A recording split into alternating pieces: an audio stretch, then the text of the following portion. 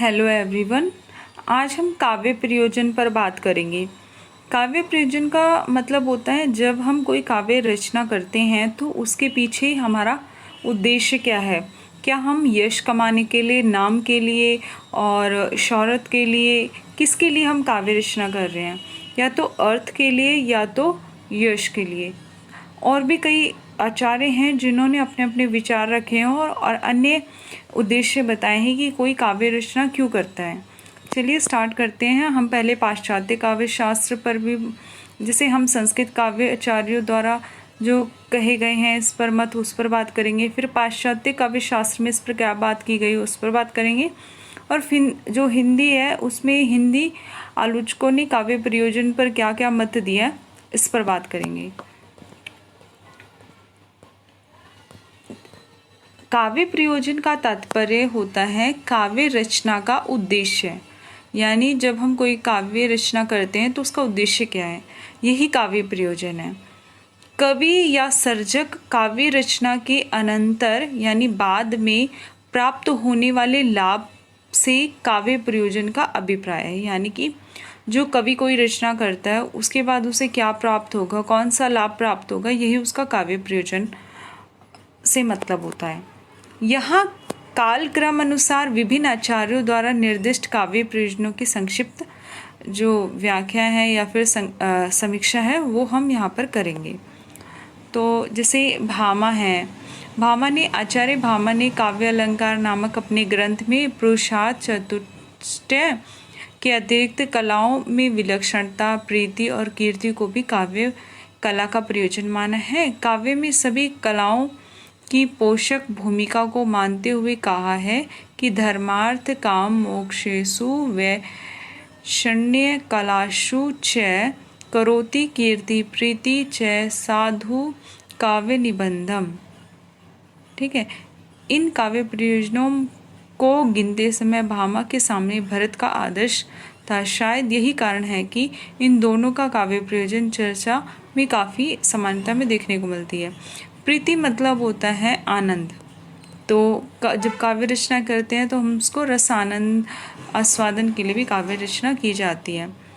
तो भरत मुनि ने कहा है कि इन्होंने अपने नाट्य शास्त्र में लिखा है, दुखा तीनों, श्रम तीनों, शोक तीनों, तपस्वी नाम, विश्रांति जन लोके नाट्य मेत भविष्यति। ये पूरा इन्होंने कहा है।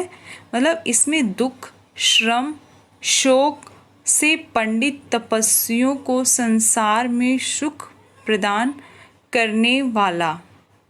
जब हम काव्य रचना करते हैं तो उसको रचने का हमारा उद्देश्य ये होता है कि जो दुख होता है, जो मेहनत होती है, श्रम होता है, जो शोक होता है, से जो पीड़ित तपस्वी हैं उनको संसार में सुख प्रदान करना। ऐसा भरत मुनि कहते हैं कि जो दुखों से पीड़ित है उसको खुशी मिले, उसको सुख प्रदान करना ही इसके पीछे का उद्देश्य होता है, काव्य प्रयोजन होता है। ठीक है, इसी तरह आचार्य भामा ने अपने ग्रंथ काव्य अलंकार में काव्य प्रयोजन की चर्चा की है और उन्होंने लिखा है, धर्मार्थ काम मोक्षेषु वैषण्य कलासु च करोति कीर्ति प्रीति च साधु काव्य निबंधम। ये अर्थात धर्म, अर्थ, काम, मोक्ष की प्राप्ति, कलाओं में दक्षता, कीर्ति और प्रीति मतलब आनंद, काव्य आनंद जो है को काव्य प्रयोजन माना है। अभी हमने ऊपर भी पढ़ा था, हम दोबारा भी पढ़ा है हमने कि भामा ने यही कहा है कि धर्म, अर्थ, काम, मोक्ष की प्राप्ति, कलाओं में दक्षता और कीर्ति और प्रीति, आनंद के लिए हम काव्य प्रयोजन करते हैं। इसी तरह जो विश्वनाथ हैं, मम्मट हैं आदि, उनके भी विचार हम पढ़ेंगे। तो आचार्य जैसे वामन हैं, वामन ने अपने ग्रंथ काव्य अलंकार श्रुतवृत्ति में लिखा है, काव्य सद दिष्टार्थ प्रीति कीर्ति हेतुत्व। यानी प्रीति और आनंद दृष्ट प्रयोजन के लिए काव्य जो होता है वो काव्य रचना की जाती है। इसी तरह कीर्ति यानी यश, एक तो आनंद के लिए और आनंद के लिए काव्य प्रयोजन किया जाता है, उसी प्रकार यश प्राप्ति के लिए काव्य प्रयोजन किया जाता है। यश हमें मिलता है ना, वो अदृश्य प्रयोजन है। इसी तरह उन्होंने दृष्ट और अदृष्ट प्रयोजन दो भागों में से बांट दिया है, और इसी को काव्य, इन्होंने जो हमारे आचार्य वामन हैं उन्होंने काव्य अलंकार अपने सूत्रवृत्ति में ऐसा लिखा है कि काव्य सदृश्य दृष्टा दृष्टार्थ प्रीति कीर्ति हेतुत्व, यानी कि प्रीति के लिए कीर्ति के लिए जो है काव्य रचना की जाती है।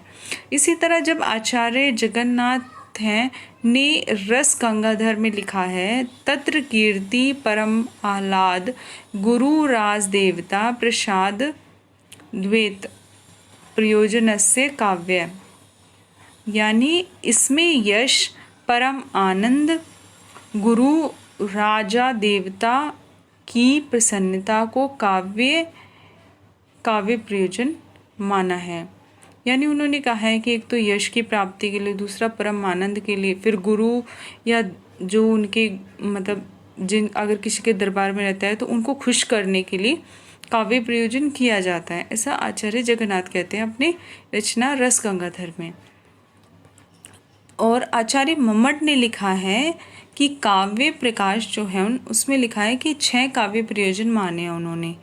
काव्यम यश से अर्थकृते व्यवहार विदे शिव वेतर्ष्यते सदा पर निवृत्तिये कांता सम्मित थियो उपदेश युजे। संस्कृत में ये है, और इसका हिंदी में मतलब होता है यश प्राप्ति के लिए, अर्थ प्राप्ति के लिए, लोक व्यवहार ज्ञान के लिए, शिवेतर यानी अनिष्ट क्षेत्रीय निवारण, और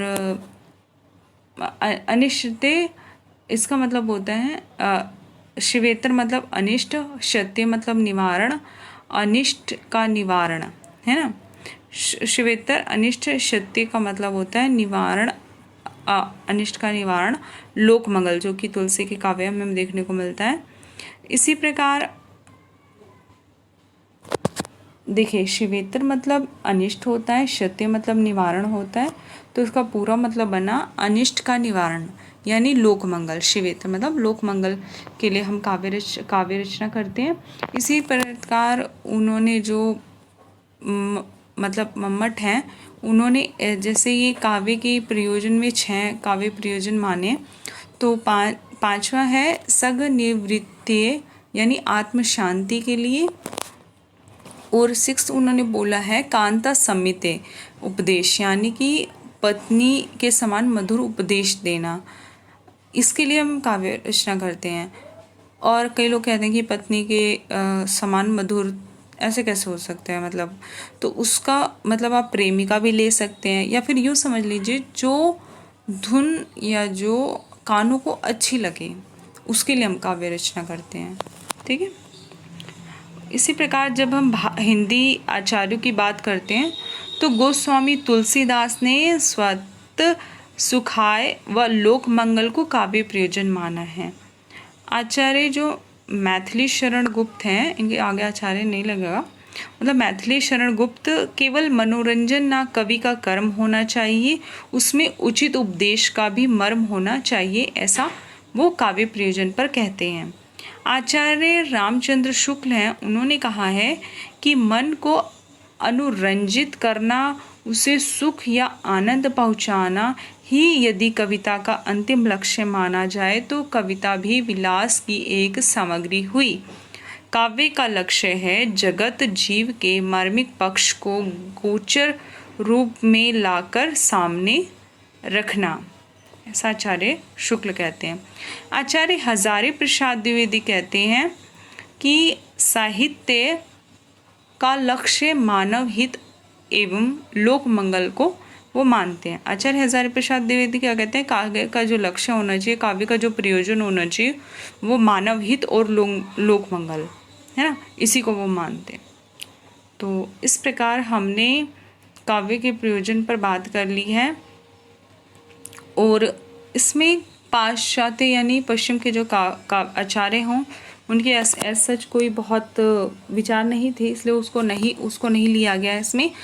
जब काव्य प्रयोजन पर अगर आएगा आंसर लिखने को, तो आप सिर्फ भारतीय आचार्यों जो आधुनिक हैं आचार्य हों उनके क्या मत हैं उस पर, और आलोचक आधुनिक काल के भारतीय हिंदी के आलोचक उन पर बात करेंगे, और संस्कृत आचार्यों ने क्या काव्य प्रयोजन पर क्या क्या बोला है और उनका क्या मानना है, काव्य प्रयोजन क्यों किया जाता है, उस पर आप लिखेंगे। ठीक है, तो इतना ही है। और बस इतना ही कहूँगी कि संस्कृत वाले शब्द जब ना याद हो तो सिर्फ हिंदी में भी याद कर लेना। जैसे आचार्य मोहम्मद ने क्या क्या है वो सिर्फ हिंदी में लिख दो तो भी बेहतर है, ऐसा बहुत ज़्यादा मार्क्स उससे नहीं कटने वाले हैं। ठीक है, तो चलिए इसी के साथ ये वीडियो यहीं पे ख़त्म करते हैं।